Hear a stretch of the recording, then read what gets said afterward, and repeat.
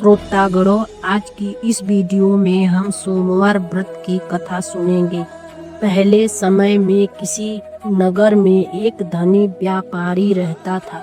दूर दूर तक उसका व्यापार फैला हुआ था। नगर के सभी लोग उस व्यापारी का सम्मान करते थे।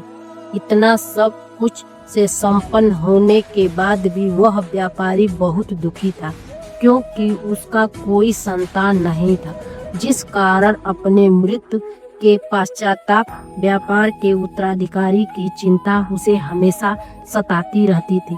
पुत्र प्राप्ति की इच्छा से व्यापारी प्रत्येक सोमवार भगवान शिव की व्रत पूजा की करता था और शाम के समय शिव मंदिर में जाकर शिव जी के सामने घी का दीपक जलाया करता था। उसी भक्ति देखकर माँ पार्वती प्रसन्न हुई और भगवान शिव से व्यापारी की मनोकामना पूर्ण करने का निवेदन किया। भगवान शिव बोले, इस संसार में सबको उसके कर्मों के अनुसार फल की प्राप्ति होती है। जो प्राणी जैसा कर्म उन्हें वैसा ही फल प्राप्त होता है। शिव जी द्वारा समझाने के बावजूद माँ पार्वती नहीं मानी और उस व्यापारी की मनोकामना पूर्ण हेतु वे शिव जी से बार बार अनुरोध करती रही। अंततः माता के अनुग्रह को देखकर भगवान भोलेनाथ को उस व्यापारी को पुत्र प्राप्ति का वरदान देना पड़ा। वरदान देने के पश्चात भोलेनाथ माता पार्वती से बोले, आपके आग्रह पर मैंने पुत्र प्राप्ति का वरदान तो दे दी, किंतु इसका यह पुत्र 16 वर्ष से अधिक समय तक जीवित नहीं रहेगा।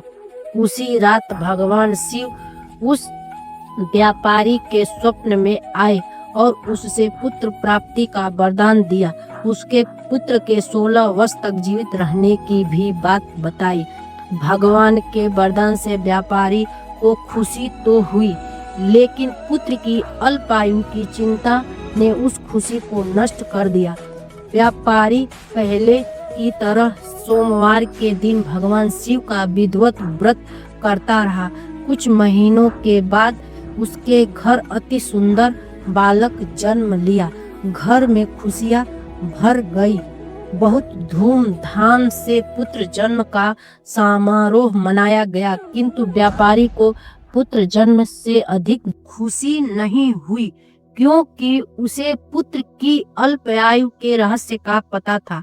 जब पुत्र 12 वर्ष का हुआ तो व्यापारी ने उसे उसके मामा के साथ पढ़ने के लिए वाराणसी भेज दिया। लड़का अपने मामा के साथ शिक्षा प्राप्त हेतु चल दिया। रास्ते में जहाँ भी मामा भांजे विश्राम हेतु रुकते, वहीं यज्ञ करते और ब्राह्मणों को भोजन कराते। लंबी यात्रा के बाद मामा और भांजे एक नगर में पहुँचे।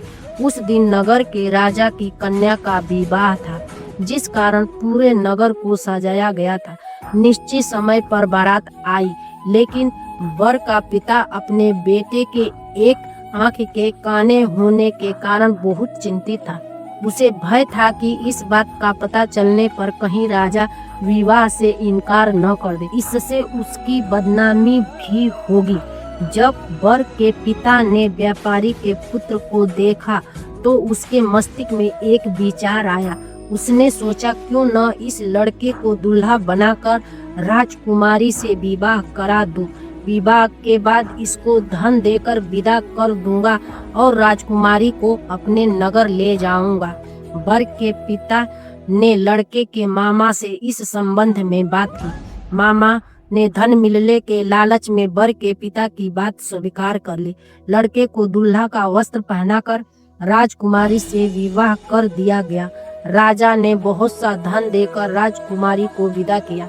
शादी के बाद लड़का जब राजकुमारी के साथ लौट रहा था तो वह सच नहीं छिपा सका और उसने राजकुमारी के ओढ़नी पर लिख दिया, राजकुमारी, तुम्हारा विवाह मेरे साथ हुआ है। मैं तो वाराणसी पढ़ने के लिए जा रहा हूँ और अब तुम्हें जिस नवयुवक की पत्नी बनना पड़ेगा वह कान्हा है। जब राजकुमारी ने अपनी ओढ़नी पर लिखा हुआ पढ़ा तो उसने काने लड़के के साथ जाने से इनकार कर दिया। राजा सब बातें जानकर राजकुमारी को महल में रख लिया। उधर लड़का अपने मामा के साथ वाराणसी पहुंच गया और गुरुकुल में पढ़ना शुरू कर दिया।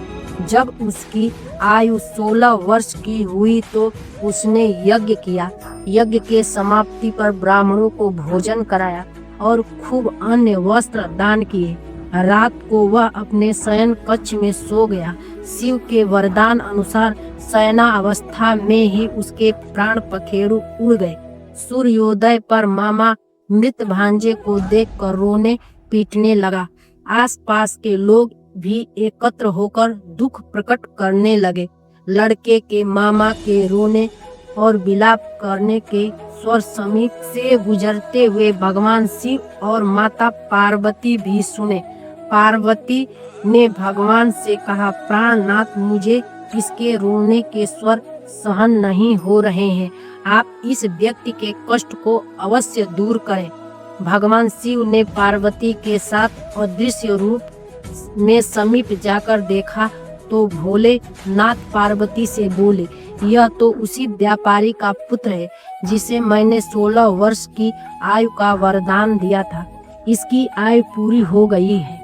माँ पार्वती ने फिर भगवान शिव से निवेदन कर उस बालक जीवन देने का आग्रह किया। माता पार्वती के आग्रह पर भगवान शिव ने उस लड़के को जीवित होने का वरदान दिया और कुछ ही पल में वह जीवित होकर बैठ गया। शिक्षा प्राप्त करके लड़का मामा के साथ अपने नगर की ओर चल दिया।